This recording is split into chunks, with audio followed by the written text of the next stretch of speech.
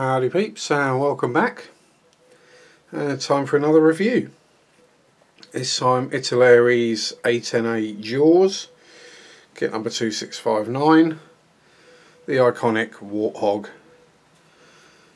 And again, this is something I've had in the stash for quite a while, and I'm fairly certain I've not even looked in the box really. So without further ado, with further ado, there are generally reckoned to be two decent A10s in quarter scale. 48th quarter, same difference. This one and the Hobby Boss. Now apparently the Hobby Boss goes together better, but the Italeri is more accurate. So whichever you go for, you're probably going to want to be adding some aftermarket to it anyway. So yeah, and I don't mind a bit of a fight occasionally. So let's get the box out of the way and have a look, see at what we got inside of it. As I say, there's been a few posts of late, people asking which is the best one to get, and I thought, well, I've got one, I might as well do a review of it. So we'll start out with the first sprue, sealed oh so tightly in its bag.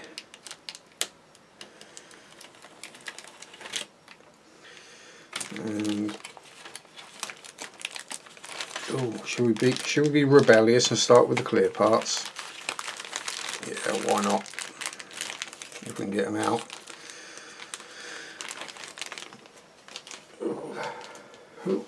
Let's see what we got. Obviously not a huge amount of clear parts on an A10. We just have the main canopy and the front and a few little landing lights, and they look okay to me. There's a little scuff on the top of the canopy, but hey, it's an A10. It's allowed to have a few dings and bashes on it, so we can let that one slide. It'll probably polish out quite easily. Quite a bit of distortion in the front part of the canopy, especially when I catch the light right, I can see it big time. Back part, the main part looks okay though, with the frosted edges, the bits, so the bits that you're going to paint are frosted rather than clear. But yeah, we'll be able to make those work. So I've had this kit in the stash for got to be at least a year, and I've not even looked at it. So now, as we can see, in 48th, it's not a little plane. It's a fair old lump. Pointy pokey device. There we go. We use the back end of a paintbrush. So we have our two fuselage halves, the main engine nacelles, really bare cockpit tub, seat back, and various few other parts. The fuselage halves, the panel lines in general and the rivets are pretty nicely moulded. We've got some raised ones down the back here, so we hope we don't have to do any filling there. They're a lot more prominent on that side than they are this side. The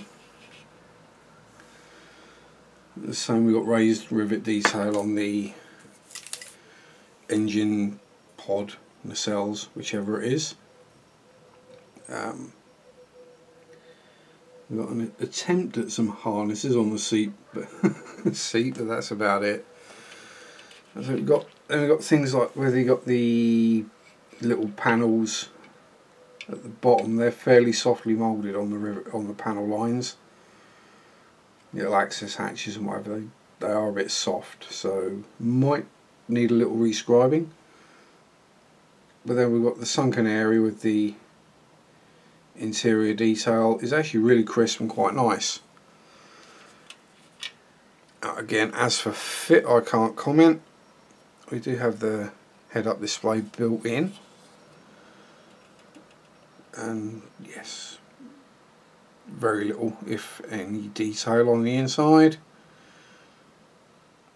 And yeah, I'd say the ejector pins don't look to be in silly positions, so yay. That's passable. Oh, let's get the destructions and the decals out of the way. Over here, I'll do. As usual, my bench is a bit full, so space being a premium. Next bag we have what looks to be all the major parts in, other than the fuselage. So wings, tails, various other hunker-chunker parts. And again, 2 sprues in the bag, but I'm not a fan of that.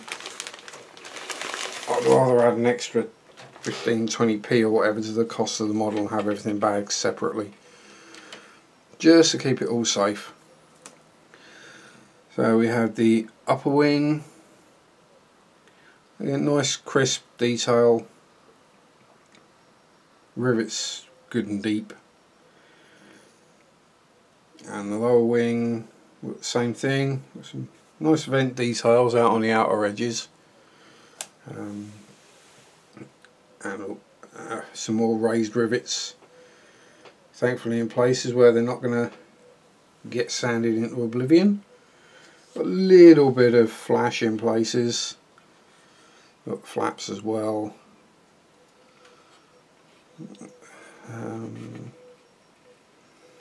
Little detail in the inside of the upper wings. I'm not quite sure what's going to be visible in there. And that's the top of the wheel wells, but I'm fairly sure you're not going to be able to see those. And it is rather soft.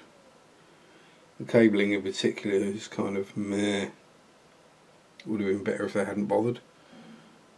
But yeah, we've got a little bit of flash around the edges, but A10's a popular plane, and I don't think it's a particularly new moulding either. So that's all passable.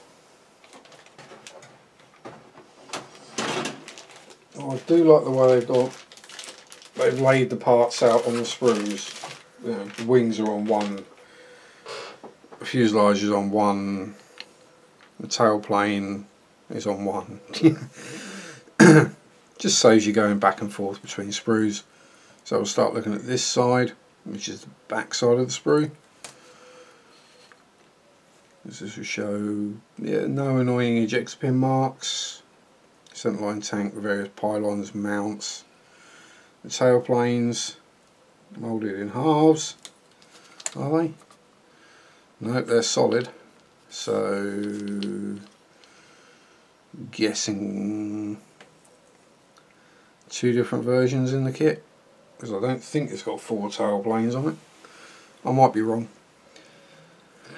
The horizontal stabilizer in 2 parts. Excuse me. Landing gear, fairly chunky.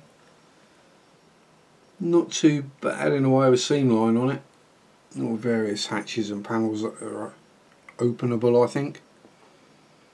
So all looking okay from that side. Again, being italeri, I think the main problem is going to be will it fit together. I know they are in halves. They're just really thick and chunky.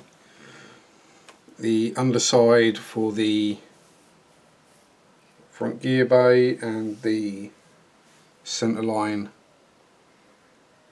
well, yeah, ludicrous gun, cannon, whichever is the correct terminology. And the actual, yeah, not impressed by the muzzle for that. It's either going to take, it's one of those things, such an iconic part of an iconic plane, might be worth replacing the muzzle, or well, the gun, however much gun assembly there is, with aftermarket, just so it looks better. I mean, yes, you can drill out all the holes, and improve the look. But it's still not going to look good, let's put it that way. It's going to have the seams to deal with as well. Nose wheels. I'm not seeing an instrument panel. Ah, there it is.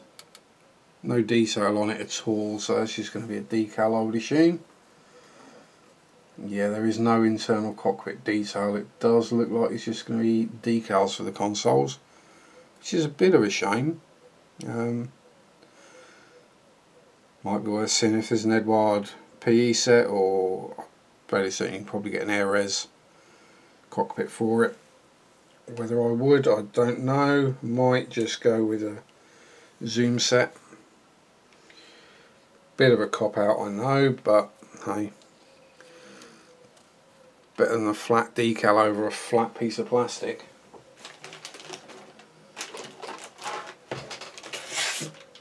And then final two sprues. And so there's really not a lot to this kit. Being an A10, I was expecting at least a few sprues just of weapons, given the amount of ordnance this thing carries. There's a serious lack of. Do we have? Yep, we've got two identical sprues here, so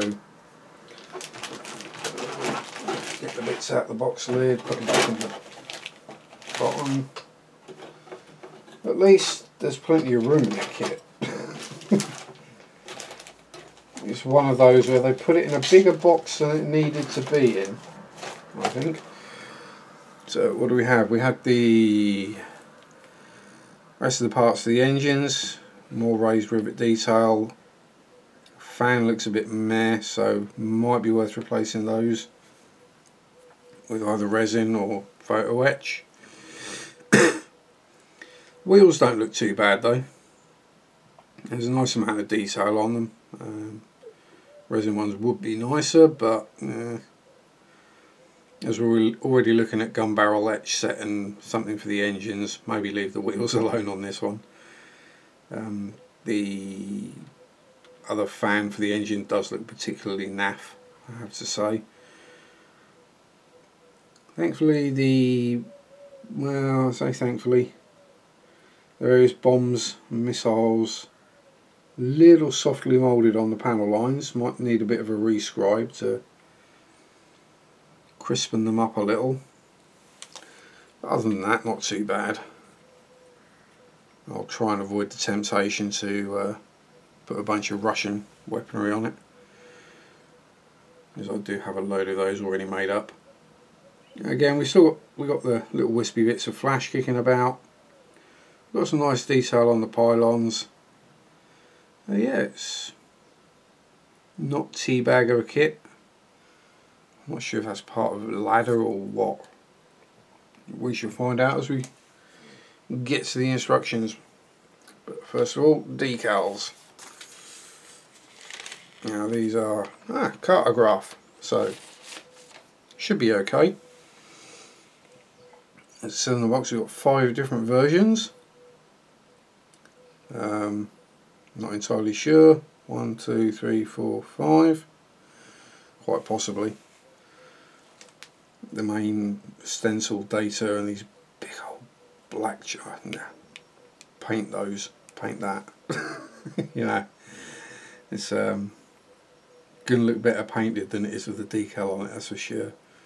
As you see, I mean, the instrument panels don't look too bad. I mean, they're a bit clunky.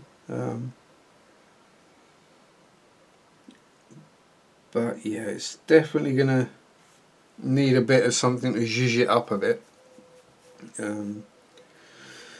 So cockpit is probably going to need, well, just a cockpit etch set with the panels, seat belts, and maybe a resin seat as well, assuming they fit. And so that means I will be looking at Hammonds and making a list of what I want for when I eventually get around to building this. So, but other than that, the decals all look clear, properly printed, in register, all that good stuff. I mean, they're cartographs, so they're going to be good. So yeah, that's those covered. Now the usual god awful italeri instructions. How bad are they? Let's see. Bit of bump about plain, nowhere near enough. Sprue map,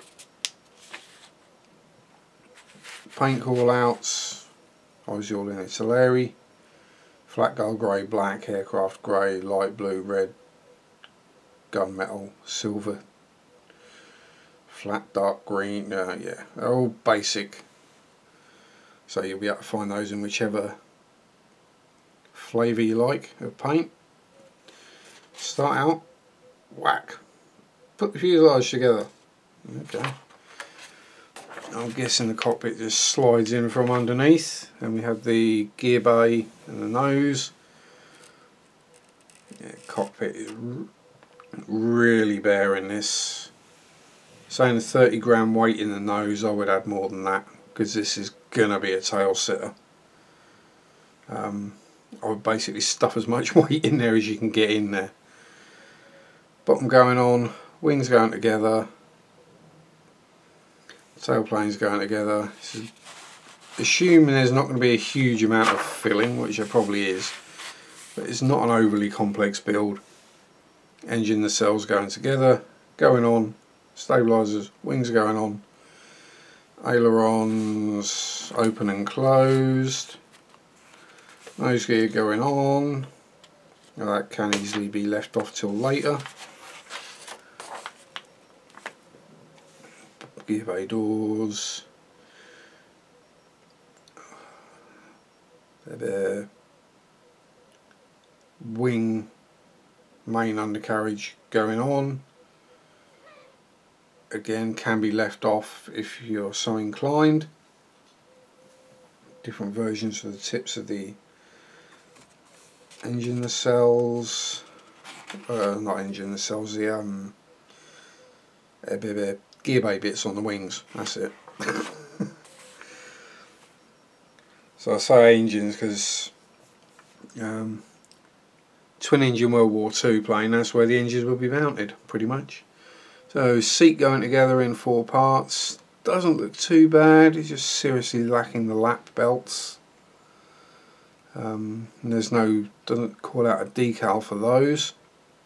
Canopy can be open or closed. Not sure whether it's workable or not, I don't think it is. And just the rest of the greebly bits going on. Neighbour's dog going nuts. Various extra probes and panels and door covers and ladder, and then the various pylons and weapons, ordnance going together, painting and decals as you go through those, sticking them all on.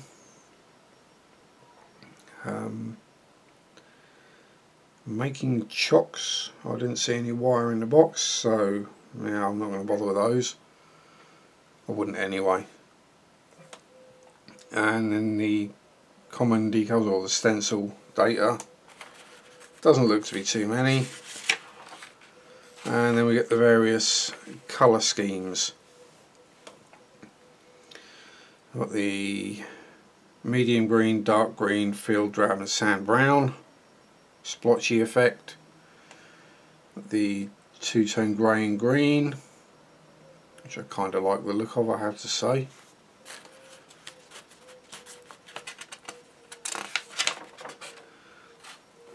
And we have just the two-tone grey, light ghost grey and medium grey. It's basically one half of the plane's one colour, the other's the other. That's cool. And just slightly different version of that, although that does look cool from the top. And then finally the yawn-worthy all grey. Yeah, not going to be going for all grey. But anyway, so a fairly basic kit, not a lot to it. Does warrant extra money spent on some aftermarket. but it's not overly pricey either, and it's a big old lump once you get it put together. And it says what, 33.5 centimeters long. It's probably going to be just as wide, so clear plenty of space on the shelf for that. But yes, so anyone interested in buying an A10, there's the italeri one. I don't have a Hobby Boss one, or I'd do a comparison. Anyway, enjoy your modelling, have fun, peace out, rock on, bye bye.